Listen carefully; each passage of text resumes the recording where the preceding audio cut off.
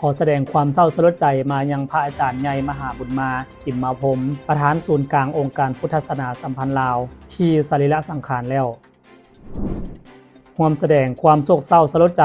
ตอนเช้าวันศุกร์ที่18 เมษายน 2025พระอาจารย์ใหญ่มหาบุญมาสิมมาพรหมประธานศูนย์กลางองค์การพุทธศาสนาสัมพันธ์สปป.ลาวองค์ที่6ได้สรีระสังขารแล้วในวันพฤหัสที่17 เมษายนผ่านมาเวลาประมาณ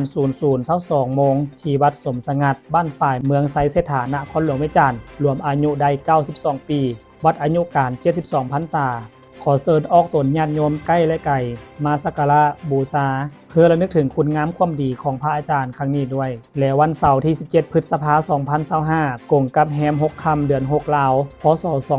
2568เป็นมือละลายธาตุขันธ์สรีระสังขารของพระอาจารย์ใหญ่มหาบุญมาสิมมาพรหมที่เดินสนามหลวงพระธาตุหลวงเวียงจันทน์นครหลวงเวียงจันทน์